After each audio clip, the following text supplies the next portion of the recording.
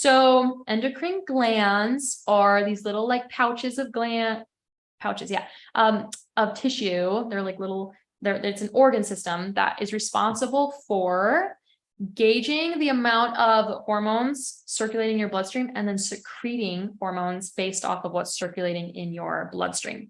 So your endocrine glands work with your bloodstream in order to regulate your body. I'm mentioning that because the difference between that and a neurotransmitter is neurotransmitters work through your nerves and your nervous system tissue, and it relies a lot less on feedback than your endocrine system. Your endocrine system is like built around feedback. And this is an important distinction to make because your endocrine system's constant goal is to get you in a state of homeostasis.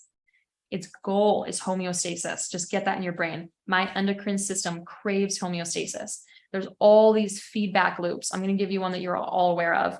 When your blood sugar is too low, your pancreas releases glucagon, which then will tell your liver to release stored glucose from the liver that's been in storage and put it in the bloodstream in order to increase glucose so that your blood sugar level doesn't drop below 70 milligrams per deciliter.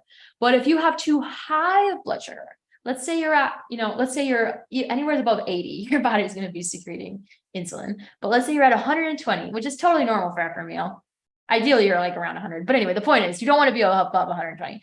But let's say you're at 120 milligrams per deciliter of glucose. So that's elevated blood glucose levels. Your pancreas then releases insulin in order to get the glucose out of the bloodstream and into the cells. So that's a feedback loop, right? It's like trying to maintain your blood sugar level, and it uses glucagon and insulin to keep that in check. There's things that involve multiple different endocrine glands. We call those axes. Like, who's ever heard of the hypothalamus pituitary axis? And so like that, those guys talk to each other. Your reproductive organs have this incredible three-part axis. And whether a man needs to produce testosterone and sperm, or a woman needs to produce progesterone, estrogen, and stimulate the release of an egg, it actually doesn't start down there. It actually starts up here. Well, it's because up here is getting feedback from down there, and then up here drops to your next gland, which then actually secretes the thing that travels down to your reproductive organs and tells that to secrete what it needs to. So that's with like luteinizing hormone, if anyone ever studies like LH and all that. And so you have these incredible axes that they're constantly talking to each other. So the thing that's interesting about the adrenals and the nervous system, and the reason why I'm grouping those together is because your adrenals don't just produce hormones, they also produce dopamine and some of your neurotransmitters like adrenaline, norepinephrine. Okay.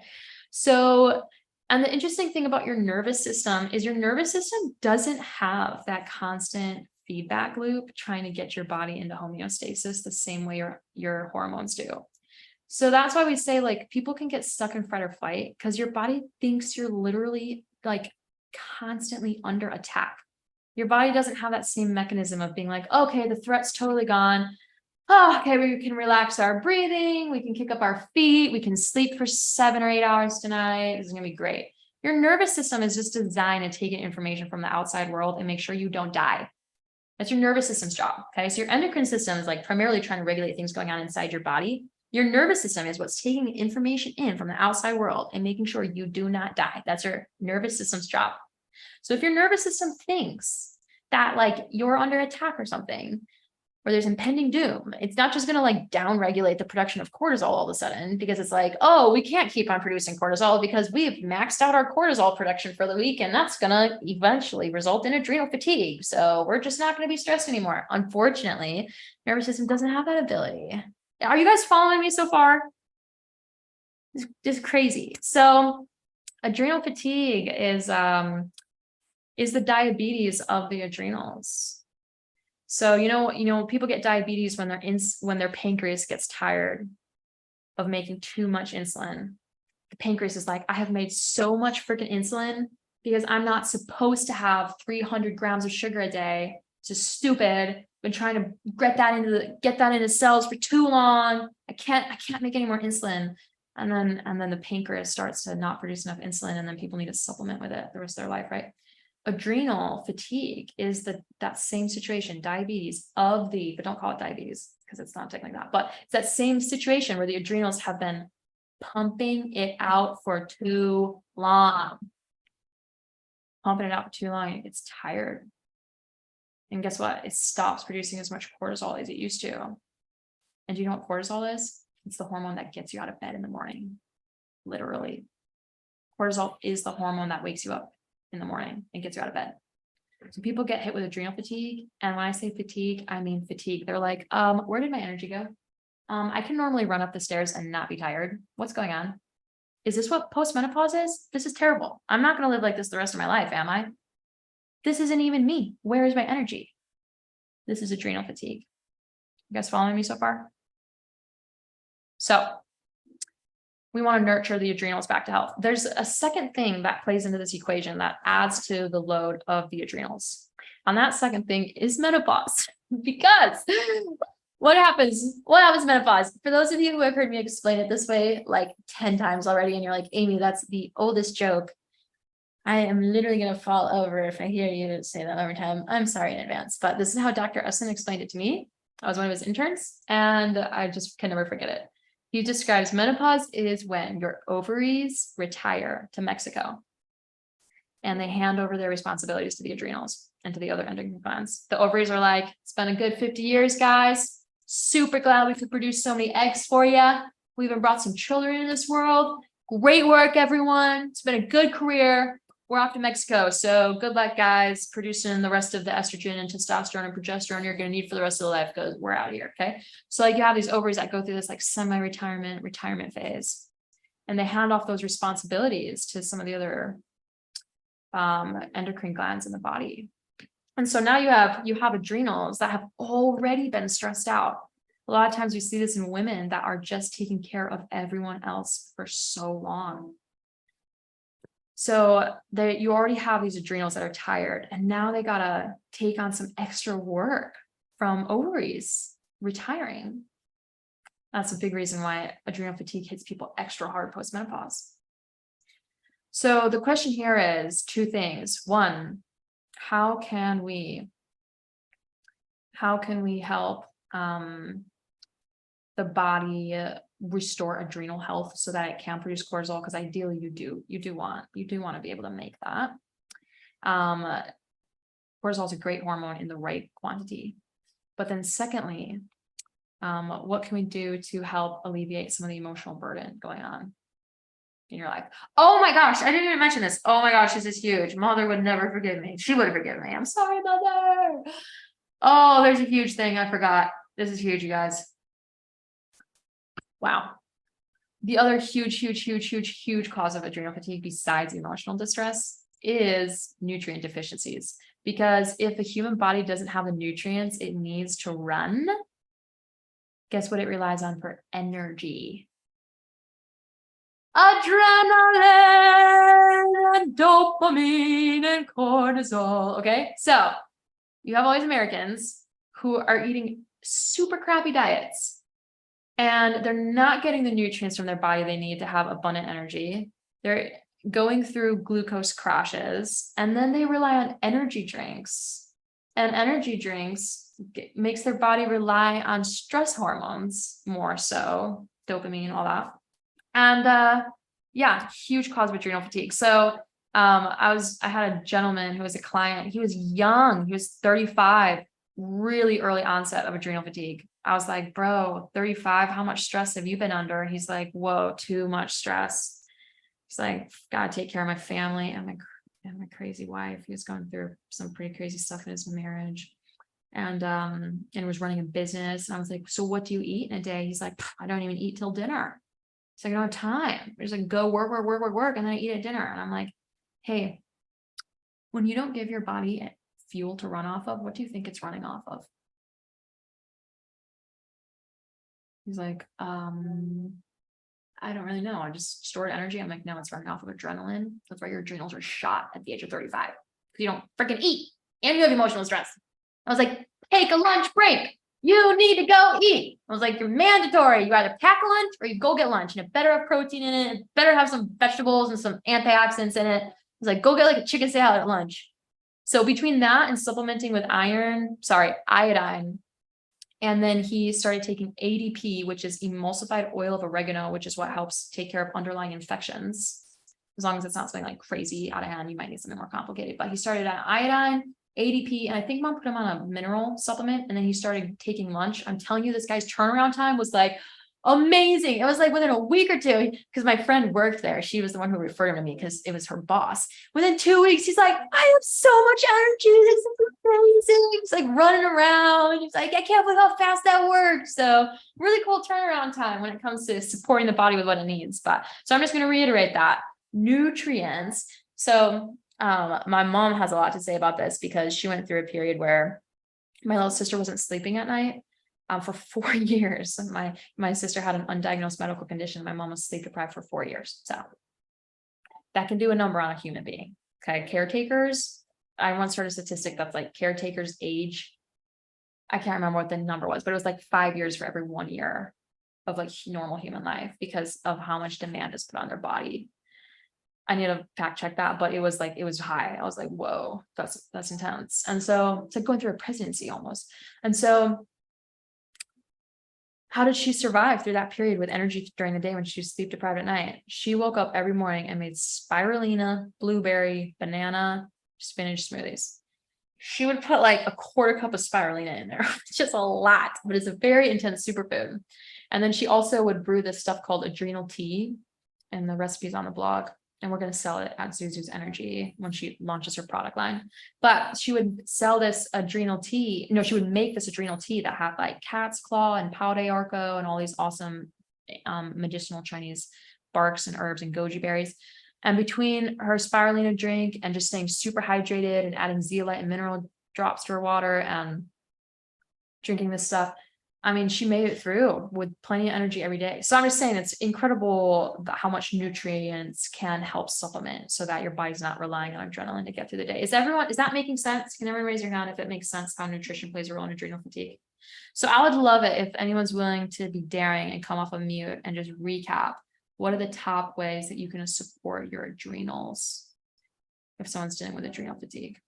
And we didn't even get into herbal adaptogens yet. So I just gave you one for the record to add to your list because there's fabulous products out there that are designed to help support the adrenals. Anyone want to take a shot at it? Just share a couple things. If you were dealing with someone who had adrenal fatigue, what are some possible solutions? All right, Dawn. Iodine supplement is one, and I actually am on an iodine protocol myself. So this is all making a ton of sense to me. Minerals and eating properly, eating enough nutrients.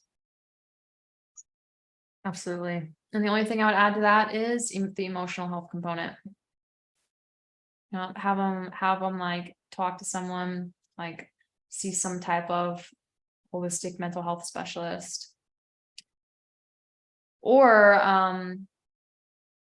someone being trapped in fight or flight actually can also be anatomical, which means that like there's a subluxation in their spine or in their cranial nerves that's keeping them in fight or flight. So just keep that in mind. For some people, it's mental health, but for other people, it can be. But that makes it, oh my gosh, thank you. Yeah, it's a huge one. Other people have heard this story as well, but just since you said that, I have to share it. One of my favorite practitioners on planet Earth is a doctor of osteopathy. So he's a doctor of the bones, and he just makes sure people's bodies, things are in the right place so that like the nerves can even fire properly, and so that your muscles and tendons can move properly, and so that you have proper like mobility. Because he's like, if you got stuff out of line, it's going to hurt to move that way. So you're never going to stretch. You're never going to move that way. So his job is to kind of put people's bodies back in place. He does really cool integrated movements where he'll like put your thumb, he'll like identify where in your spine there's an issue, and he'll like put your thumb there, and then he'll like roll you around as he slowly like moves up, and then he'll roll you around. And then by the end of it, he's like realigned to your spine. It's very cool. Anyway. But But he has a lot of stories to say about this because it's very normal for people to fall asleep on his table because their parasympathetic nerves have been cut off for so long that when he finally opens up that in either their sacrum or their cranium,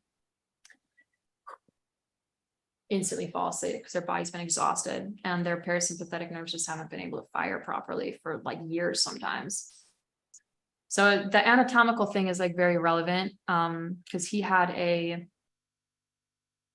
Felicia's about to come in. This is my last story of the evening, guys. And then I'll let you go because I don't want to go over too long. But he had a yoga instructor come in to his office who was trying to conceive. She had had like 7 or more miscarriages. And she like, okay, she can conceive, but like, why is she not carrying it past first term? And in his mind, he's like, well, why doesn't her body trust that her body could carry this child past first term? And he's like, okay, I gotta check her parasympathetic nerves because she knows she had really shallow breathing. So he goes up to her head and just feels around and notices this like subluxation in some of her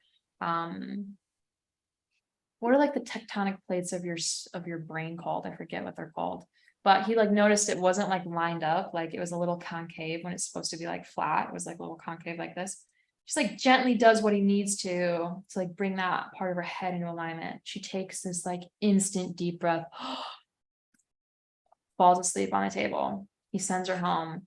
She gets pregnant and carries to term on the very next try. So who knows how long that was cut off for her. So that's just to say, ooh, yeah, thank you, Marlena. I have to check that one out.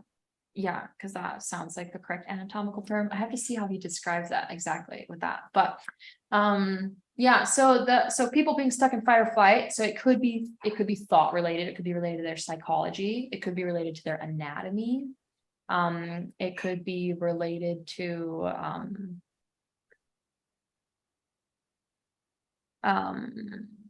other dysregulations in their nervous system. Like my little sister has dysautonomia, which is dysregulation of your autonomic nervous system. And so she needs things like auricular therapy and acupuncture to mechanically calm down her nervous system because her autonomic nervous system doesn't calm down on its own. She actually started, thanks Marlena, thanks for coming, we love you. She also takes like 1/8 of a pharmaceutical. I'm trying to remember what it's called. She takes like the teeniest dose of this thing at night because it does help her with the dysautonomia. I'm trying to remember the name of it. So anyway, so those are things that help her body mechanically calm down. Okay, so that's it for tonight. Adrenal fatigue and adaptive eating. That's all I got. Thanks, guys. What are some takeaways from tonight's call?